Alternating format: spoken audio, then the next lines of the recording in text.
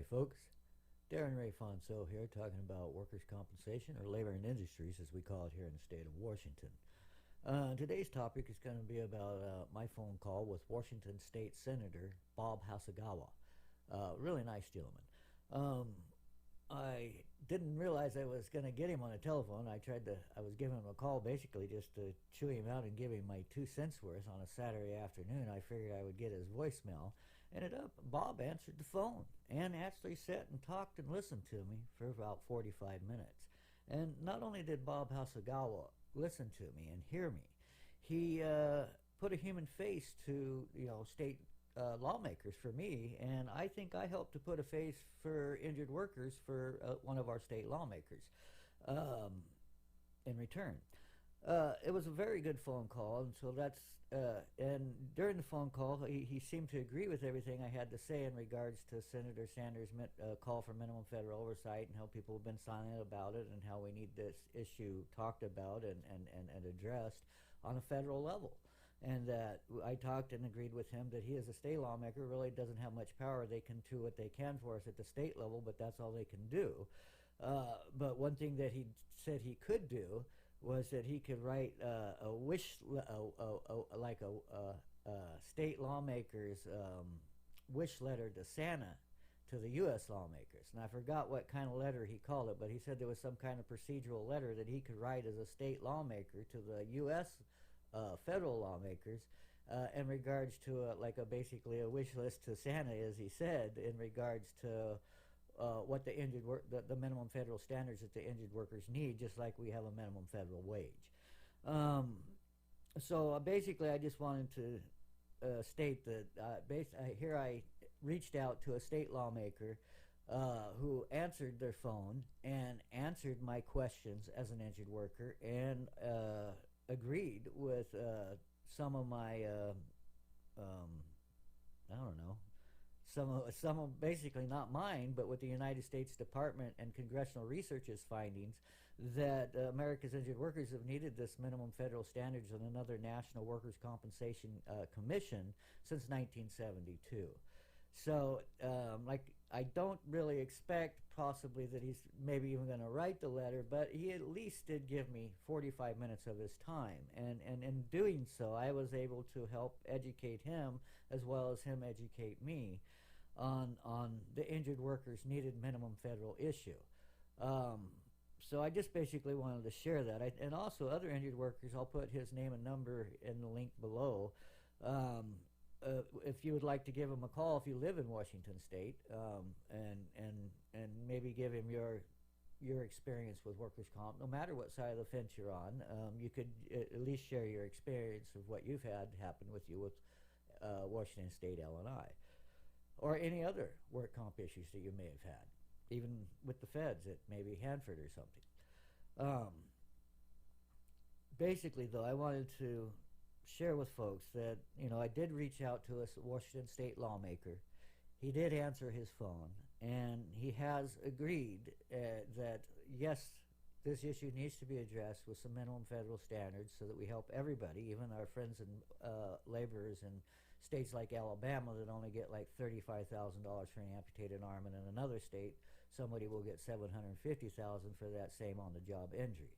That's an inequality, and Bob Hasegawa, a Washington State Senator, seemed to agree with me that, yeah, that's not a good thing to allow to go on, because if we allow that to happen to one state, to workers in one state, they use the corporations use those workers and that ability to do that in one state as a tool to rob from injured workers in other states, to say, if you don't treat your workers as bad as we're treating our workers in this state, then we're going to take all our jobs to that state that wants their workers to have no benefits and work barefooting for 50 cents an hour.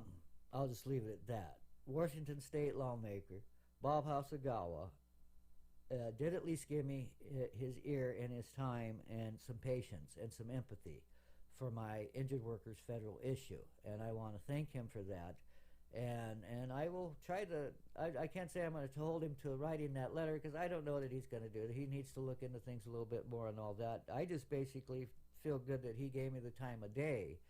And as a human being, and an injured worker in America trying to get an issue I was told by Senator Sanders and Patty Murray needed these minimum federal issues for 5 years now, as I reached out to my Democrats in my community and Bernie-crats most of all, who all told me to go away with my issue for 5 years. And it's not my issue, it's the American Injured Workers issue, which is every worker's issue at the end of the day, because none of us are guaranteed immunity from an on-the-job injury. And I'll leave it at that.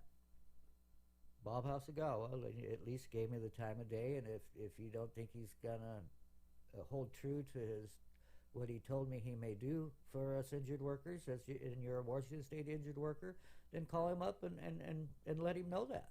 You know, he's open to hearing from us. So then, even if you have to leave a message on his machine, tell him what you think on his machine. Our lawmakers not hearing from us, not hearing from the injured workers, that is, it harms us more than it helps us. And we need to speak out, and we need to be heard. And when a lawmaker like Bob is willing to hear us, we should, speak out and let him hear us. Thank you, and have a good day.